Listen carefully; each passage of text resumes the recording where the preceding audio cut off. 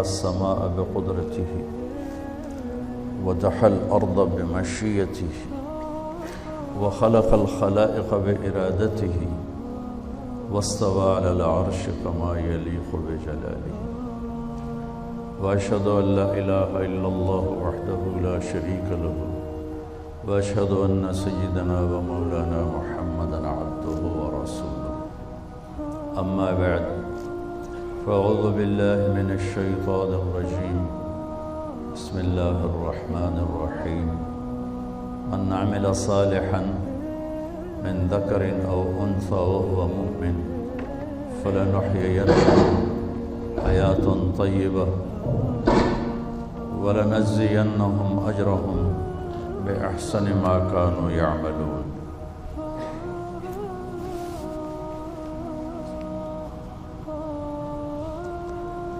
وقال النبي صلى الله تعالى عليه وسلم يا أبا سفيان جئتكم بكرامة الدنيا والآخرة أو كما قال. میرے عزیزو، کسی بھی قوم کا سب سے جو قیمتی سرمایہ ہوتا ہے اس کی نوجوان نسل ہوتی ہے.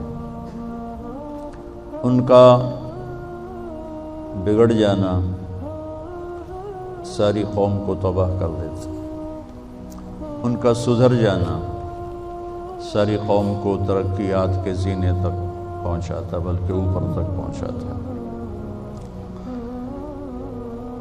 اور یہ عمر اللہ کے ہاں بھی ایسی ہے کہ اس کے بارے میں خاص طور پہ الگ سوال ہوگا. لا تزول قدم عبد، قیامت کے دن آدمی اپنی جگہ سے ہل نہیں سکے گا، حتی یسأل عن اربع، جب تک وہ 4 باتوں کا اللہ کو جواب نہیں دے گا. عن عمرہ فیما افناہ، زندگی کہاں خرچ کی، یہ پہلا سوال. زندگی کہاں خرچ کی، یہ اللہ کی طرف سے پہلا سوال. پھر دوسرا وعن شبابہ فیما ابلاہ، جب زندگی کا سوال کیا تو جوانی تو اس میں آ گئی تھی، لیکن اللہ تعالیٰ جوانی کا سوال الگ فرمائیں گے کہ اپنی جوانی کو کہاں خرچ کیا تھا. تو زندگی کا یہ حصہ ہم گزار رہے ہیں، گزار چکے ہیں، آپ لوگ اب شروع کر رہے ہیں، اور اس کے بارے میں خاص سوال ہے. پھر عن مالہ من أين اکتسبہ وفیما انفقہ، مال کے بارے میں 2 سوال ہیں. کمایا کہاں سے تھا، خرچ کہاں کیا تھا. ہم کمائی میں بھی آزاد نہیں، خرچ کرنے میں بھی آزاد. جو اللہ کو جانتا نہیں، پہچانتا نہیں، اس کے لیے کوئی ضابطہ نہیں. اس نے مال بنانا ہے جہاں سے مرضی بنائے، جیسے مرضی بنائے. لیکن جس نے اللہ کو سامنے رکھ کے زندگی گزارنی ہے وہ کمانے میں بھی پابند ہے، خرچ کرنے میں بھی پابند ہے. اور پھر سوال ہوگا عن علمہ ماذا عمل بہ، جو کچھ جانتے تھے اس پہ عمل کتنا کیا. یہ چاروں بڑے ہیبت ناک اور خوفناک سوال ہیں. تو میں بتا یہ رہا تھا کہ زندگی کا یہ حصہ بہت قیمتی ہے. اچھا، مجھے بیٹھے بیٹھے خیال آ رہا تھا، میں نے بھی 12 سال تو گزارے. پرائمری اپنے گاؤں میں کی، میٹرک سینٹرل ماڈل اسکول میں کیا، پھر FSC گورنمنٹ کالج، پھر لاہور میں اللہ نے لاہور میں ہی رکھا، لاہور میں گیا. یہ ایسی محفلیں ہمیں نہیں ملتی تھیں، نہ اس وقت اس کا رواج تھا. مجھے یاد نہیں گورنمنٹ کالج لاہور میں کسی کی داڑھی ہو سوائے ایک لڑکے کے جو ہمیں یہ تبلیغ کا کام اللہ نے اسے ذریعہ بنایا میرے تبلیغ میں لگنے کا. بس پورے کالج میں صرف ایک لڑکے کی داڑھی تھی، اور ایک لڑکے کے سر پہ دوپٹہ نہیں ہوتا تھا. شاید کوئی ایک آدھ ہو، مجھے وہ بہت پرانی بات ہے، لیکن میری یادداشت میں مجھے اس کے علاوہ کوئی داڑھی والا نہیں تھا. اور اقبال ہاسٹل کے درمیان ایک لان تھا، ایسے لان. تو میں وہاں برآمدے میں کھڑے ہو کے دیکھتا تھا 3 سے زیادہ لڑکے نماز پڑھنے والے کبھی نہیں میں نے دیکھی، وہ بھی انفرادی، ایک پرانی سی پھٹی ہوئی، مجھے یاد نہیں میں نے وہاں کوئی نماز نہیں پڑھی تھی، لیکن میں نے آنکھوں سے جو دیکھا 3-4 لڑکے نماز پڑھنے والے ہوتے تھے انفرادی طور پر۔ لیکن جہاں برائی کا گراف اوپر گیا ہے، اچھائی کا بھی اوپر جا رہا ہے۔ میں ابھی کینیڈا سے آ رہا ہوں، وہاں بھی بچوں نے کانفرنس کی تھی اسلامک، جیسے ابھی مجھے کوئی اوکھا سا نام بتایا، تمہارے کیا نام بتایا؟ پیسفل قرآنک ریوائیول، تھوڑا جا اور لمبا کر دو نا، چلو PQRS یہ ٹھیک، ان کی بھی ہے ISR، تو SIR 15,000 اسٹوڈنٹس آئے ہوئے تھے ان کے اس کانفرنس، 15,000، اور آپ تو مفت بیٹھے ہو۔ $60 ٹکٹ تھا پر پرسن، کیونکہ وہ ہال کرائے پر تھا، تو اس کا کرایہ انہوں نے وہ تو سب نوجوان بچے اسٹوڈنٹ تھے، کہاں سے دیتے، تو ہر سال کرواتے ہیں، $60 کا ٹکٹ بیچتے ہیں، اس سے کرایہ نکالتے ہیں، اور پھر بھی کرسیاں فل۔ میں سارا ایسے شروع سے آخر سے چلا اور ایسے آگے تک گیا، سب بھرا، جیسے ایک رو اس میں سب لڑکیاں، پھر ادھر تیسری رو اس میں سب لڑکے، اور درمیان والی رو میں فیملیز، کہ صرف اسٹوڈنٹس نہیں آتے، اور لوگ بھی اب امریکہ سے، کینیڈا سے، جرمنی سے، انگلینڈ سے، افریقہ سے آتے ہیں۔ تو میرا تو ایمان تازہ ہو گیا اور یقین اور بڑھ گیا کہ اللہ اپنے دین کا کلمہ بلند کرے گا انشاءاللہ، وَكَلِمَةُ اللَّهِ هِيَ الْعُلْيَا، اللہ کا کلمہ بلند ہو کے رہتا ہے، رات کتنی ہی لمبی ہو سورج ضرور نکلتا ہے، یہ اللہ کا نظام ہے۔ اور وہاں جو چوتھی جنریشن ہے، چوتھی جنریشن وہ مسجد کو آ رہی ہے، یہ باعث حیرت، اور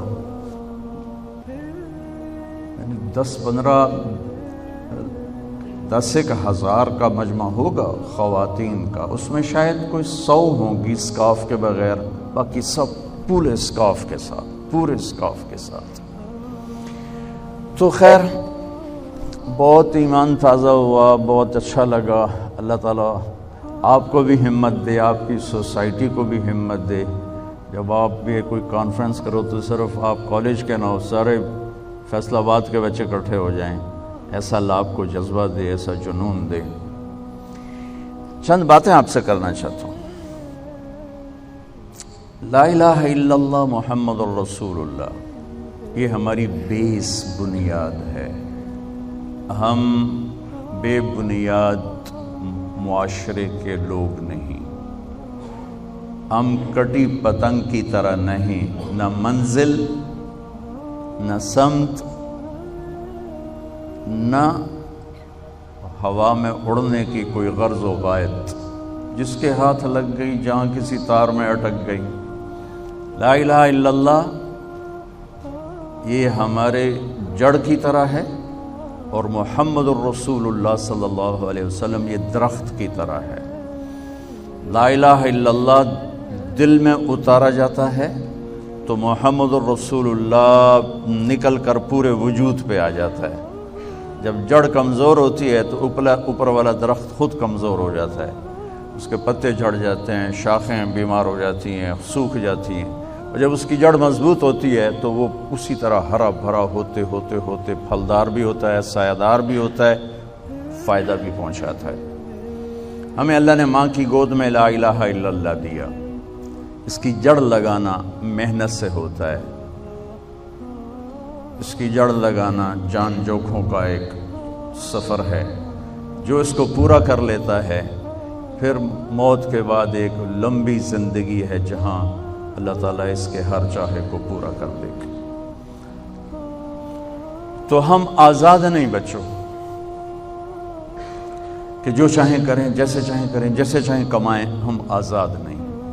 ہماری زندگی کی ہر چیز اللہ کی پابندیوں کے ساتھ مربوط ہے، جکڑی ہوئی ہے، اور انہی پابندیوں ہی میں ہماری راحت، سکھ، چین اور سکون ہے۔ اس وقت دنیا مادی لحاظ سے اتنی ترقی کر چکی ہے، خوبصورت ہو چکی ہے، لیکن لوگوں کے مسائل اتنے ہی بڑھ چکے ہیں، پریشانیاں بھی ہیں، ٹینشن بھی ہے۔ 98 آج سے 20 سال پہلے میں 4 مہینے کے لیے امریکہ گیا تھا جماعت میں، تو یہاں قریب گاؤں ہے ادھر ملت روڈ پر دھنولا، وہاں کے ایک تھے ڈاکٹر یوسف صاحب، وہ پورے یہ چلڈرن وارڈ کے وہ تھے، ہیڈ تھے وہ، تو وہ انہیں پتہ چلا تو ملنے آ گئے، تو باتوں باتوں میں کہنے لگے کہ ڈپریشن کی کئی کمپنیاں میڈیسن بناتی،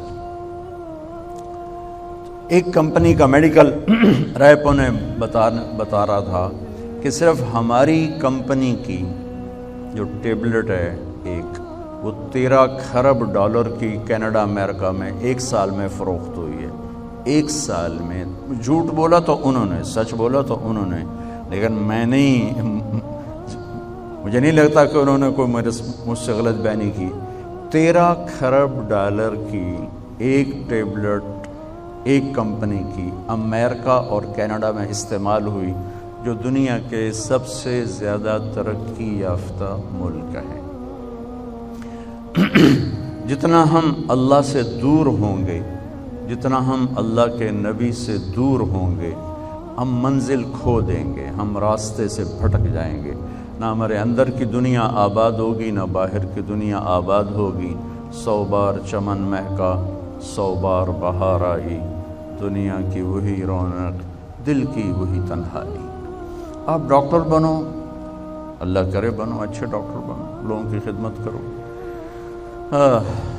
ڈاکٹری تو بہت عظیم پیشہ ہے، صرف کسی کو پوچھنے چلے جاؤ نا، پوچھنے بیمار کو، تو صبح پوچھنے گیا تو شام تک 70,000 فرشتے اس کے لیے مغفرت کی دعا کرتے ہیں، اور شام کو چلا جائے پوچھنے تو صبح تک 70,000 فرشتے اس کے لیے مغفرت کی دعا کرتے ہیں۔ اور قیامت کے دن اللہ تعالیٰ فرمائیں گے، ابن آدم مرضت فلم تعدنی، میرے بندے میں بیمار تھا، تو نے میرا حال نہ پوچھا۔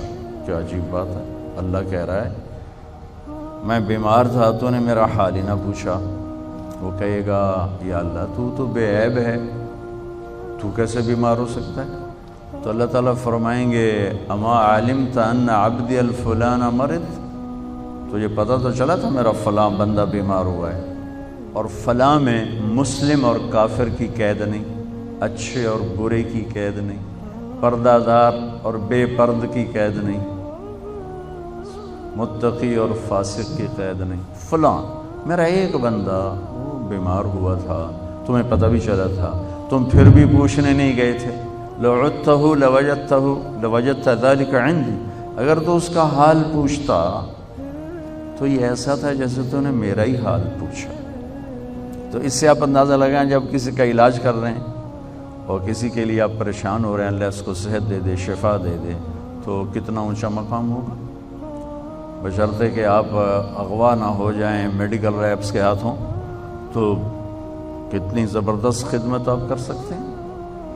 میں ابھی کینیڈا تھا تو پاکستان کے ایک ڈاکٹر ہیں وہاں، تو ان سے بات ہو رہی تھی، تو ان کے سامنے ایک ایسی چھوٹی سی پینسل پڑی تھی، تو یوں پینسل اٹھا کے مجھے دکھائی، یوں کر کہنے لگے مولانا یہ ایک پینسل ہم کسی میڈیکل ریپ سے لے لیں تو ہم بلیک لسٹ ہو جائیں گے۔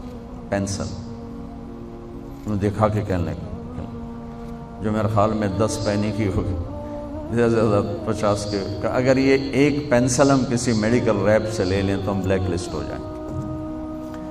تو خیر بہرحال برائیوں کو ذکر نہیں کرنا چاہیے، اچھائیوں کو ہی کرنا چاہیے۔ اگر آپ ایک ہمدرد ڈاکٹر بنتے ہیں تو قرآن کے علم کے بعد اگر کسی علم کا وزن شریعت نے مانا ہے تو وہ طب کے علم کا، اس لیے میرے نبی کی پوری طب پر میرے نبی کے فرمان ہیں جن کو علامہ ذہبی نے بھی اکٹھا کیا اور ابن القیم نے بھی اکٹھا کیا۔ تو میں آج صرف یہ بتانا چاہتا ہوں میرے بچوں، اپنی بنیاد پہ کیسے آنا ہے یہ سیکھتے ہوئے ڈاکٹر بنو، ورنہ تم ڈاکٹر کم ہوگے تاجر زیادہ ہوگے۔ تاجر کون ہوتا ہے؟ جو مال اکٹھا کرنے کا شوق رکھتا ہو۔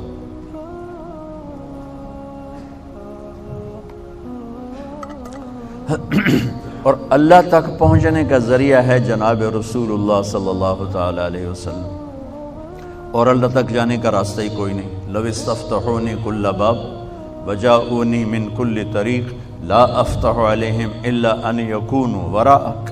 اللہ تعالیٰ نے فرمایا میرے نبی آپ اعلان کریں، یہ حدیث قدسی ہے کہ آپ کے بعد اب مجھ تک آنے کا ہر راستہ بند ہے، ہر دروازہ بند ہے، کوئی آپ کے رب کے پاس نہیں پہنچ سکتا جب تک آپ کے پیچھے نہ آئے۔ اور اللہ کو راضی کرنے پر ہی ہماری زندگی کی تکمیل اور کامیابی ہے۔ اگر اللہ کو کھو دیا تو سب کچھ کھو دیا۔ یا ابن آدم اطلبنی تجدنی، میرے بندے جو مرضی کام کرنا ہے کر، پر میری طلب میں رہ، میری تلاش میں رہ۔ فإن وجدتنی وجدت کل شیء، اگر تو نے مجھے پا لیا تو نے سب کچھ پا لیا۔ وإن فتنی فاتک کل شیء، اگر تو نے مجھے کھو دیا تو تم نے سب کچھ کھو دیا۔ وأنا خیر لک من کل شیء، اور میں تیرے لیے ہر چیز سے بہتر ہوں۔ ورضوان من اللہ اکبر، اور اللہ کا راضی ہو جانا سب سے بڑی دولت۔ یا ابن آدم لی علیک فریضہ ولک علی رزق، میرے بندے ایک کام میرے ذمہ ہے تجھے روٹی کھلانا، ایک کام تیرے ذمہ ہے اپنے رب کی اطاعت کر کے چلنا۔ یہ اللہ کو پا لینا ہماری معراج ہے، ہماری کامیابی ہے، ہمارا آنے کا مقصد پورا ہو گیا۔ اللہ کو کھو کر گم کر کے کسی نے کچھ نہیں پایا، وہ ساری دنیا کا مالک بن جائے، بادشاہ بن جائے۔ سکندر اعظم نے بابل میں جب موت نے جھٹکا دیا تو ایک آہ بھری اور کہا کوئی ہے جو مجھ سے میری ساری حکومت لے لے اور مجھے اتنے دن مہلت دے دے کہ میں مقدونیہ جا کے مرنا چاہتا ہوں۔ اور ساری دنیا کو فتح کر کے یہ حسرت لے کر بابل میں ہی مرا، اور اس کے تابوت کو اسکندریہ لے گئے، مختلف قول ہیں، وہاں جا کے دفن کیا گیا۔ تو میرے عزیزو، اپنی منزل اپنے اس طریق زندگی میں اللہ کو اپنی منزل بناؤ، اللہ کہ یا اللہ تو مل جائے، تو مل جائے۔ اللہ کو پانے کا راستہ کیا ہے؟ محمد الرسول اللہ صلی اللہ تعالی علیہ وسلم۔ لقد کان لکم فی رسول اللہ اسوۃ حسنہ لمن کان یرجو اللہ والیوم الآخر وذکر اللہ کثیرا۔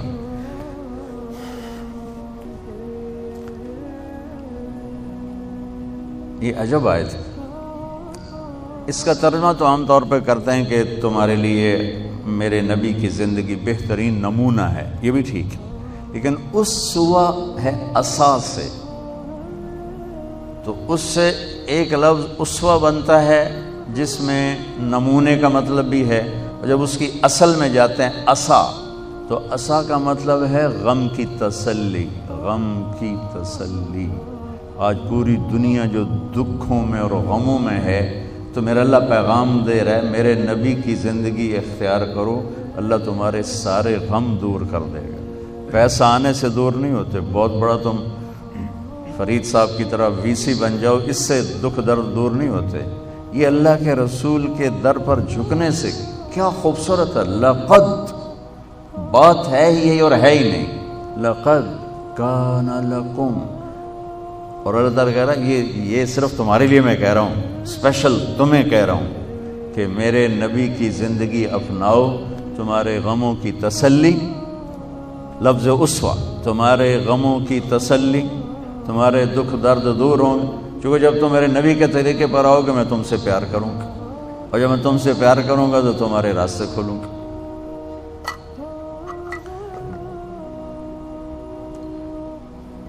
حسنتن، حسنتن انسان خوبصورتی کو پسند کرتا ہے، حسن پرست ہے اور خوبصورتی کی طرف کھنچتا ہے۔ معصوم بچے کو بھی مسکرا کے دیکھو تو وہ بھی مسکراتا ہے، آنکھیں دکھاؤ تو وہ روتا ہے۔ انسان کے اندر حسن پرستی ہے تو باقی ہر حسن زائل ہو جاتا ہے۔ میرے نبی کے زندگی والا حسن ہمیشہ بڑھتا رہتا ہے۔ تو اسوۃ حسنۃ، تمہارے لیے میرے نبی کی زندگی سب سے خوبصورت نمونہ ہے۔ اس لیے اللہ نے اپنے حبیب کو بنایا بھی خوبصورت۔ حضرت عائشہ فرماتی تھیں کہ یوسف علیہ السلام کو دیکھ کر عورتوں نے ہاتھ کاٹ لیے، اگر میرے محبوب کو دیکھتی تو دل پہ چھریاں چلا کے بیٹھ جاتی۔ اللہ نے آپ کو اتنا حسین بنایا تھا۔ حسنۃ، آپ تشریف لے جا رہے تھے اس کے سفر میں، ہجرت کے سفر میں، راستے میں بھوک لگی تو رابغ ایک جگہ ہے، آج کا نام اس کا رابغ ہے۔ وہاں ایک خیمہ ملا، وہاں ایک بڑھیا بیٹھی تھی، تو اس سے کہا ماں جی ہم مسافر ہیں، کچھ کھانا مل جائے گا، ہم پیسے دیں گے۔ انہوں نے کہا بیٹا کھانا کہاں سے آیا، قحط کا زمانہ ہے، تو ہم تو مہمانوں سے پیسے نہیں لیتے، لیکن ہمارے پاس کچھ ہے ہی نہیں کھلانے کے لیے۔ تو آپ نے فرمایا یہ جو بکری کھڑی ہے اس کا میں دودھ نکال لوں؟ وہ کہنے لگی اس بکری میں تو جان ہی کوئی نہیں، صرف ماس، صرف وہ ہڈی اور کھال ہے، گوشت ہے کوئی نہیں، اور یہ بیمار تھی لہذا یہ چرنے بھی نہیں گئی، تو کہاں سے دودھ نکالو گے؟ کہا اجازت دے دیں اگلا میرا کام کا تو کر لو۔ تو اب چونکہ عرب کی زلزلہ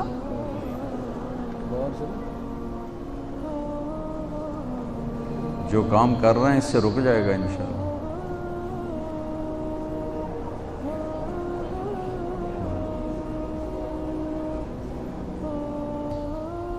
یوم ترجف الراجفہ تتبعها الرادفہ قلوب یومئذ واجفہ وابصارها خاشعہ۔ قیامت کے زلزلے کو قرآن جب بیان کرتا ہے نا تو قرآن کے لہجے میں ایک ہیبت پیدا ہو جاتی، ایک گرج پیدا ہو جاتی۔ تو عرب میں بیمار مردہ جیسی بکری سے دودھ نکالنا یہ تو عجب بات تھی، لہٰذا وہ جو اماں تھی نا بڑھیا، وہ آپ کو ایسے غور سے دیکھتی رہی کہ یہ بندہ کون ہے، اس کو اتنا بھی نہیں پتا کہ اس بیمار بکری میں سے کچھ بھی نہیں نکل سکتا۔ تو وہ غور سے دیکھنے کی وجہ سے آنکھوں میں اتر گئے، تو آپ نے اس کو باہر نکالا، اس کے تھنوں پر ایسے ہاتھ ہی پھیرا تھا کہ ویسے بھر کے لٹک کے نیچے اتر گئے۔ تو آپ نے پورا وہ برتن تھا بڑا وہ بھرا، بکری میں سے تو اتنا ہی دودھ نکلتا ہے، تو آپ نے پورا برتن بھرا، ابو بکر کو پلایا، عامر بن فہیرہ عبداللہ کو پلایا، پھر خود پیا، پھر دوبارہ نکالا اور فل بھر کے وہ بیوی کو دیا اور چل پڑے۔ جب شام کو اس کا خامد آیا، اس نے کہا یہ دودھ کہاں سے آیا؟ وہ کہنے لگی اس بکری سے۔ کہا تیرا دماغ خراب ہے، وہ اس میں سے تو پانی نہیں نکلتا، دودھ کہاں سے نکلا؟ کہا میں بھی یہی کہتی ہوں، پر ایک کوئی آیا تھا اس کے ہاتھوں میں کوئی جادو تھا، اس نے تھنوں کو ہاتھ لگایا اور بھر گئے، اور یہ ضرب یہی نہیں اتنا پہلے نکال کے اپنے ساتھیوں کو بھی اس نے پلایا۔ تو انہوں نے کہا اچھا ان عتیلی ذرا بتاؤ وہ کیسا تھا؟ تو میں تھوڑا سا اشارہ پہلے کیا ہے کہ وہ غور سے دیکھتی رہی کہ ایسے جو نہ کڑھنا کی ہے، لہٰذا وہ جچ گئے نظروں میں آپ۔ تو اب اس نے آپ کا حلیہ بیان کیا، سبحان اللہ، آپ کے حلیے پر پوری کتابیں ہیں، لیکن جو لفظ یہ ماں بولی ہے نا، کسی ایک نے ایسے لفظ نہیں بولے، ایک نے، حالانکہ بڑے بڑے حضرت علی جیسی ہستیوں نے اب ہمارے نبی کا حلیہ بیان کیا، جو سب سے بڑے فصیح انسان تھے اللہ کے نبی کے بعد، لیکن اس ماں جیسا کوئی نہیں بیان کر سکا۔ تو اب ترجمہ میں بعد میں کروں گا، اب الفاظ کی ردم سننا کہ کیا موسیقی ہے کیا ردم ہے۔ کہنے لگی رأیت رجلا ظاہر الوضاء ابلج الوجہ حسن الخلق لم تعبه ثجلہ ولم تزر به سعلہ وسیم قسیم فی عینیہ دعج فی اشفارہ وطف فی لحیتہ کثافہ فی صوتہ سحل فی عنقہ سطع ازج اقرن احور اکحل ان تکلم علاہ البہا وان سکت علاہ الوقار کأن حلو المنطق لا فصل ولا نظر کأن منطقہ خرزات نظم ینحدرن یا یتحدرن فہو اندر الثلاثہ۔ کوئی اندازہ ہوا کہ کس طرح ایک جیسے گرتی آبشار ہو، ظاہر الوضاء ابلج الوجہ حسن الخلق۔ کہنے لگی ابو معبد کیا بتاؤں، مجھے یوں لگا جیسے 14ویں کا چاندی کپڑے پہن کے زمین پہ اتر آیا۔ کیا ابلج الوجہ، مجھے لگا جیسے 14ویں کے چاند نے کپڑے پہن کے زمین پہ آ کے ڈیرا لگا لیا۔ چمکتا چہرہ، نورانی چہرہ، سر سے لے کر پاؤں تک حسن ہی حسن۔ لم تعبہ ثجل، پیٹ باہر نہیں نکلا ہوا تھا کہ برا لگے۔ میرے نبی کو بڑے پیٹ والا اچھا نہیں تھا۔ ایک صحابی ہے پیٹ نکلو، آپ نے یوں انگلی ماری، کہ یہ یہاں نہ ہوتا تو کتنا اچھا ہوتا۔ آپ کھبے پاسے تھے، پیٹ سجے پاسے، آپ سجے پاسے تھے، پیٹ کھبے پاسے، تو ڈاکٹر یہ ایڈا موٹا ہوئے تو اس علاج کی کرنا ہے مریضوں۔ تم تو بندے کی طرح کھایا کرو، تاکہ تمہاری چربی نکلی ہوگی تو تم کیا علاج کرو۔ ایک ڈاکٹر کے پاس میں تو گیا تھا کسی اور کام کے لیے، تو وہاں ایک ڈاکٹر کے پاس رش بہت تھا۔ میں نے کہا یہ کون ڈاکٹر ہے اتنا رش ہو؟ تو خیر وہ میں نے اندر اپنا نام، میں نے کہا جو صرف ملنا ہے میرا نام بتا دو۔ وہ فوراً باہر آ گئے۔ میں کہا ڈاکٹر صاحب پہلے اپنا علاج تھا کرو، پیٹ سجے پاسے آپ کھبے پاسے ہو، تو اسی کی علاج کرنا ہے مریضوں کا۔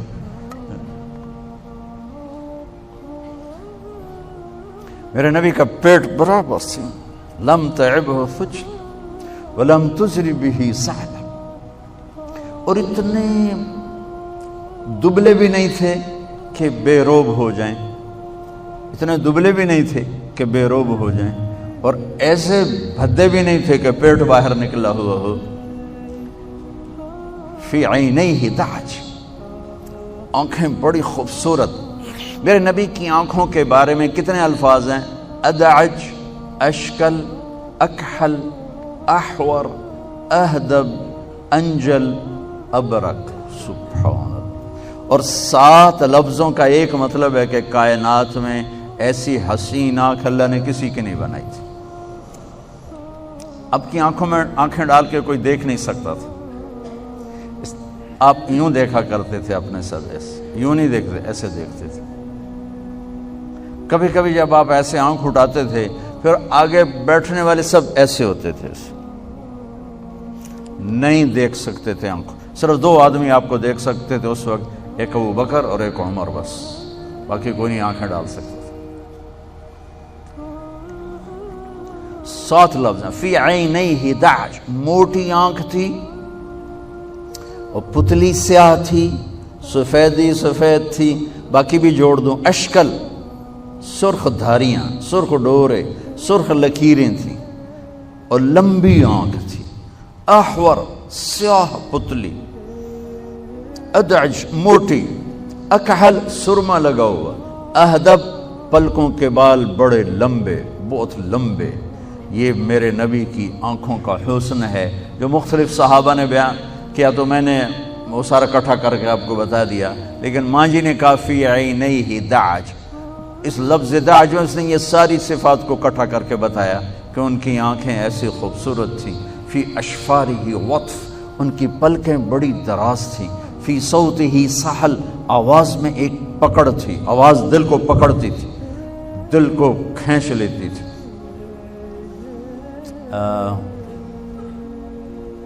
طفیل بن عامر ایک بہت بڑے عرب سردار تھے، وہ آئے مکہ حج کرنے.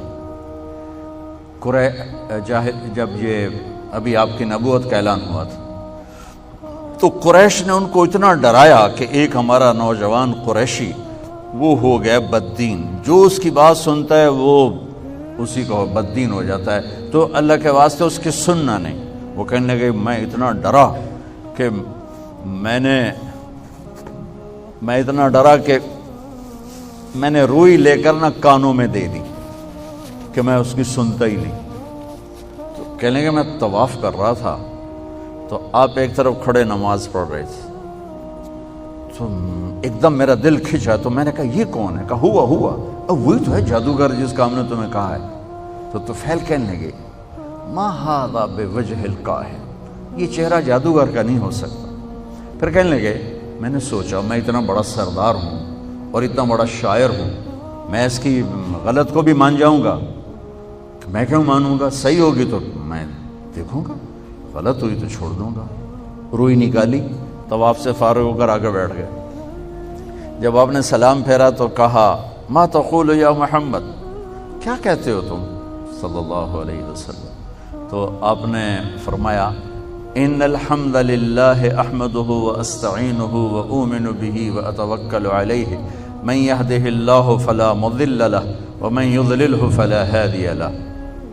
میرے آپ کے لیے عام سا خطبہ ہے، لیکن عربی جاننے والے پر کیا رد عمل ہوا؟ کہنے کہ عہد فقط بلغنا قاموس البحر، اللہ کے واسطے ایک دفعہ دوبارہ سنانا، تیرے چند جملوں نے 7 سمندر کو پی لیا ہے، 7 سمندر کو پی لیا.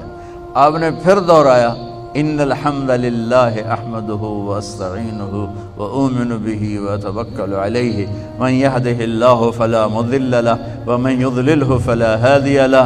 تو کہنے لگا مجھے کلمہ پڑھا دو. یہ فی صوت ہی سہل بتا رہا ہوں، جو آپ کی سنتا تھا وہ کھنچ جاتا تھا آپ کی طرف.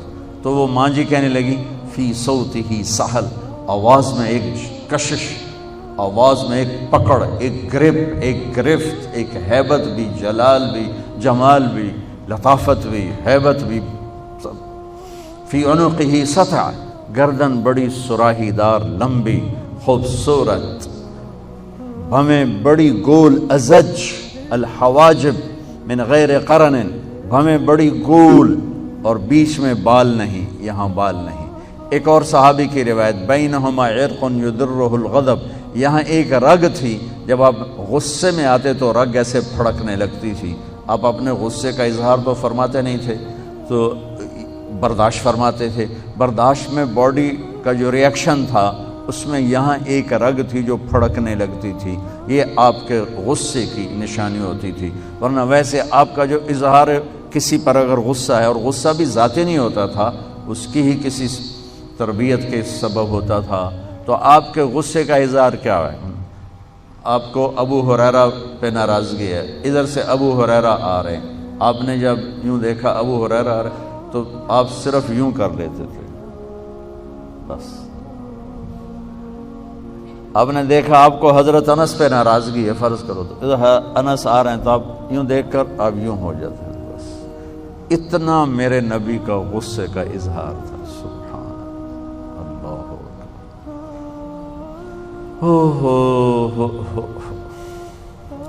جب غصہ چڑھے نا تو چپ ہو جایا کرو، کیونکہ صرف ایک نبی کو یہ طاقت ہے کہ غصے میں بھی صحیح بولتا ہے، ورنہ غصے میں لوگ اپنے گھر اجاڑ کے بیٹھے ہوتے ہیں، غصے میں رشتے توڑ کے بیٹھے ہوتے ہیں، کہ انسان بے قابو ہو جاتا ہے. اس سے بہترین بات یہ ہے کہ غصے میں آدمی چپ ہو جائے، ورنہ بڑے بڑے نقصان. لقمان علیہ السلام کا فرمان ہے کہ بیٹا میں چپ رہنے پہ کبھی نہیں پچھتایا، میں ہمیشہ اپنے بول پہ پچھتایا، ہمیشہ اپنے بول پہ پچھتایا. تو کہنے لگی جب وہ بولتے تھے تو ان پہ ایک نور چھا جاتا تھا، اور جب وہ خاموش ہوتے تھے تو ان پہ ایک وقار چھا جاتا تھا. ساتھ اور بھی ملا دوں، واسع الجبین، کھلا ماتھا تھا، سہل الخدین، یہ گال نہ پچکے ہوئے تھے نہ ابھرے ہوئے تھے، ابھرے ہوئے چربی، پچکے ہوئے کمزوری، تو گولائی میں تھے، گولائی میں. یتلألؤ وجہہ تلألؤ القمر لیلۃ البدر، 14ویں رات کے چاند کی طرح آپ کا چہرہ گول چمکتا مسکراتا تھا۔ 14ویں رات کے چاند میں تو داغ ہے، لیکن ہمارے نبی بے داغ ہیں۔ لیکن ہمارے شعراء تشبیہ دیتے چلے آئے چاند سے، صحابہ نے بھی تشبیہ دی چاند سے، لیکن میں ایک بات اضافی کیا کرتا ہوں، جب کسی کے اقتدار کی تشبیہ دینی ہو تو سورج، اور کسی کے حسن کی تشبیہ دینی ہو تو چاند۔ تو میں اس پہ یہ میری طرف سے ایک تضمین اضافہ ہے کہ ہم سورج سے تشبیہ دیں تو سورج میں آگ ہے، اور چاند سے تشبیہ دیں تو اس پہ داغ ہے، اور میرے نبی میں نہ داغ ہے نہ آگ ہے۔ اب تو سراپا محبت ہے، سراپا محبت ہے، سراپا محبت، سبحان اللہ۔ جیسے ابھی فرید صاحب بتا رہے تھے نا کہ اللہ کے نبی کے معجزات میں سب سے بڑا معجزہ قرآن ہے، ایسے ہی آپ کے معجزات میں بہت بڑا معجزہ آپ کے اخلاق، آپ کے اخلاق، آپ کے اخلاق۔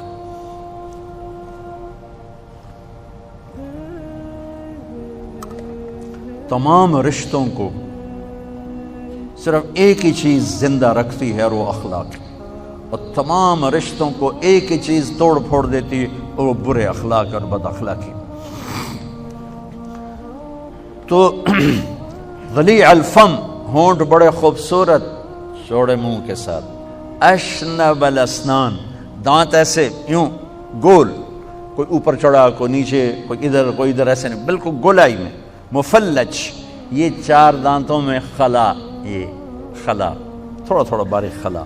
براق ثنایا، براق ثنایا کیا ہے کہ جب آپ مسکراتے تھے تو دانتوں سے نور نکلتا نظر آتا تھا، قریب کوئی شے پڑی ہوتی تو اس پر وہ، اور آپ اس کو دیکھ کے مسکرا رہے ہیں نا تو اس پہ وہ اس کی شعائیں پڑتی نظر آتی تھی، اور آپ ممبر کے محراب میں بیٹھ کر کبھی مسکراتے تو دیوار پہ شعائیں پڑتی نظر آتی تھیں۔ سبحان۔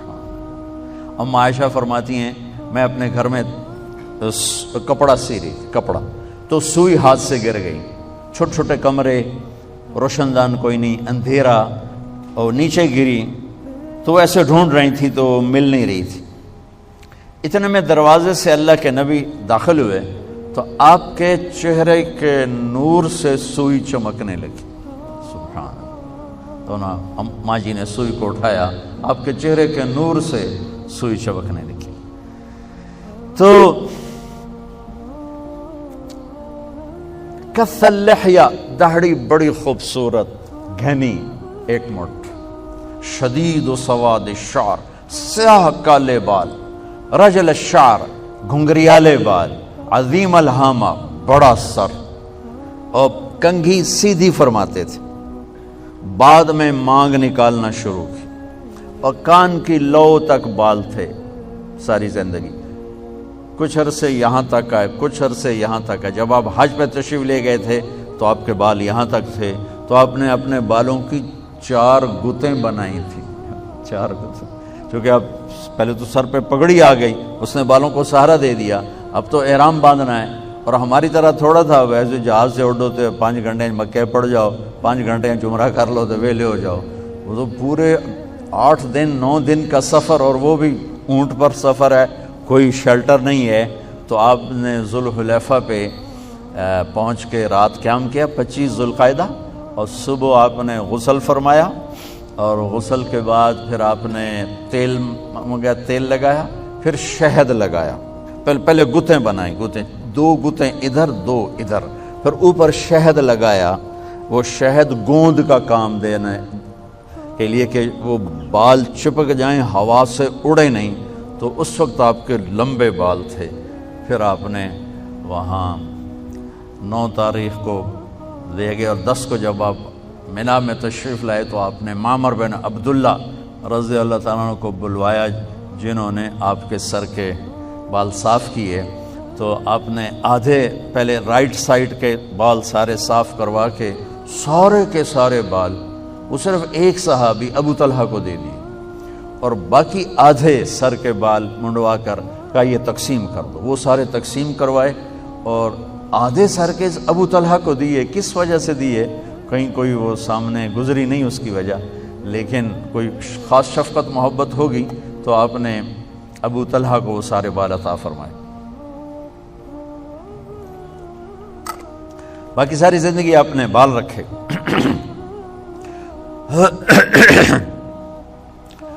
طویل سائل الاطراف، آپ کے لمبے بازو تھے، لمبے.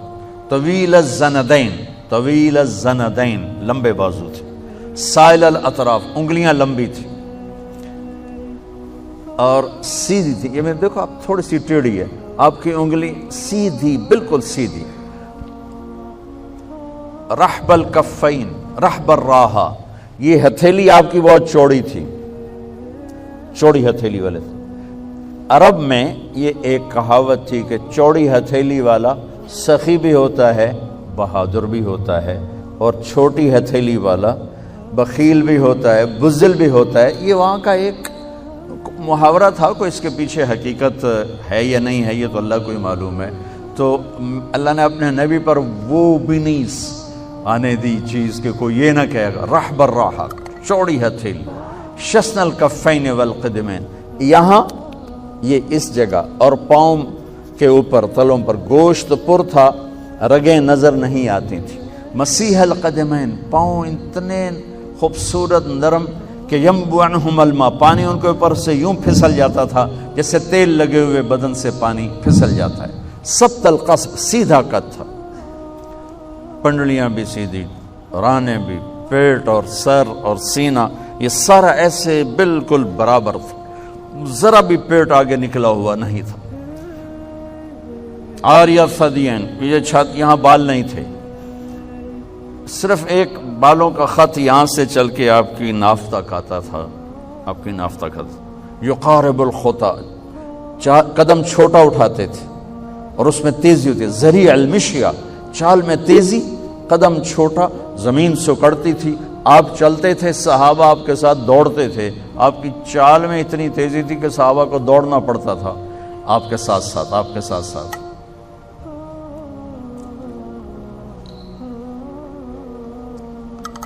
لَقَدْ كَانَ لَكُمْ فِي رَسُولِ اللَّهِ أُسْوَةٌ حَسَنَةٌ. میں نے آپ کو تھوڑا سا اپنے نبی کا حلیہ بتایا کہ تمہارے لیے میرے نبی کی زندگی میں خوبصورت نمونہ موجود ہے.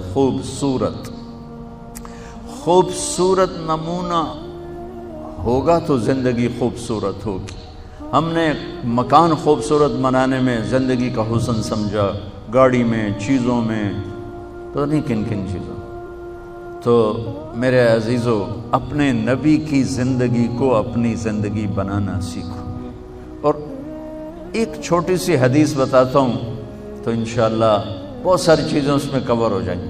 ایک تو فرائض ہیں. فرائض میں تو نہ کوئی گنجائش ہے نہ کوئی معافی ہے کہ نماز اللہ نے ایسا فرض بنایا ہے جس کی کسی شکل میں بھی کوئی گنجائش نہیں رکھی. روزے میں گنجائش ہے، بیمار ہو تو چھوڑ دو، مسافر ہو چھوڑ دو. زکوٰۃ پیسے والوں پر ہے، حج بھی پیسے والوں پر ہے. نماز ایک ایسا فریضہ ہے جس کی گنجائش اللہ نے نہیں رکھی. ان الصلاۃ کانت علی المؤمنین کتابا موقوتا. آپ سے عرض کروں گا نماز ضرور پڑھا کریں. اور اللہ کا شکر ہے ہماری جماعت تھی، اس میں ایک دفعہ لبرٹی میں تو گورنمنٹ کالج کے لڑکے آ گئے، اقبال ہاسٹل کے، جی آپ ہم آپ کے کالج کے ہیں تو آپ آ کر نا مسجد میں بیان کریں. میں کہا میں ضرور آؤں گا. جہاں سب سے پہلی دفعہ مجھے تبلیغ والے لے کر گئے تھے، میں اس مسجد میں ضرور آؤں گا. تو میں گیا، وہ ہمارے گورنمنٹ کالج اندر جائیں تو اس طرف کر کے نا وہ ضلع کچہری کی طرف جو دیوار ہے ادھر وہ مسجد تھی، تو وہ بھری ہوئی فل. مجھے اتنی خوشی ہوئی، خوشی کے آنسو بھی آئے کہ یہ مسجد تو سائیں سائیں کرتی تھی، ویران، بالکل ویران. اللہ نے اپنے فضل سے فضا کو کافی بدلا ہے. تو میں آپ سب بچوں سے عرض کروں گا، ایک تو نماز میں سستی نہ فرمائیں.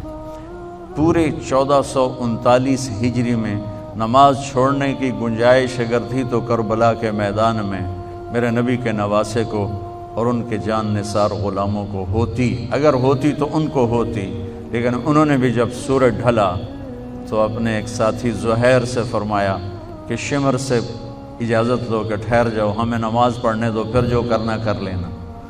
تو اس کم بخت نے کہا کہ ہم نماز کے لیے جنگ بند نہیں کریں گے، تو آپ نے آدھوں کو کہا نماز پڑھو اور آدھوں سے کہا جنگ کرو۔ پھر جب وہ پڑھ کے تو کہا تم جنگ کرو، ان سے کہا جاؤ تم نماز پڑھو۔ تو کربلا کے میدان میں ظہر کی نماز پڑھی گئی، جو میرے خیال میں دنیا کی تاریخ کی پہلی اور آخری نماز تھی۔ ویسے جنگوں میں نمازیں پڑھی گئیں، اس میں کوئی شک نہیں، جنگوں میں نمازیں پڑھی گئیں، پر جس مظلومیت کی شکل اس وقت میرے نبی کی اولاد پر تھی اور جس ظلم کی کیفیت اس وقت یزید کے لشکر کی تھی، یہ شاید ہی کبھی شاید کیا ہے ہی نہیں، نہ حسین جیسا ہوگا نہ وہ مظلومیت۔ ہاں یہ ہے کہ جو مظلوم بنیں گے اسی انشاءاللہ پیچھے حسینی قافلے کے ہی چلیں گے، جو ظالم بنیں گے وہ یزیدی قافلے کے پیچھے چلیں گے۔ تو انہوں نے نماز نہیں چھوڑی اور پھر عصر سے پہلے سر کٹا کے نیزے پر چڑھ گئے۔ اس کے بعد ایک حدیث آپ کو سناتا ہوں، یہ آپ سب لے لیں، یہ بھی بچے بھی لے لیں، آپ بھی لے لیں۔ میرے نبی وضو کر رہے تھے، صحابہ نیچے سے پانی لے رہے تھے، زمین پر گرنے نہیں دے رہے تھے، کوئی ادھر لے رہا ہے کوئی ادھر لے رہا ہے، آپس سے جو لڑائی بھی ہو رہی ہے، کوئی منہ تے مال رہا ہے، کوئی پی رہا ہے، کوئی ہتھاں تے، کوئی سینے تے۔ تو آپ پہلے تو دیکھتے رہے، پھر آپ نے کہا ما یحملکم علی ھذا، یہ سب تم لوگ کیوں کر رہے ہو؟ کمایا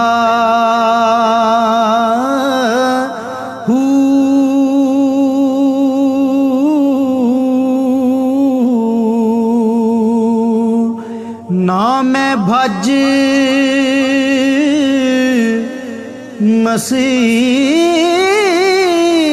مسیتی وڑیا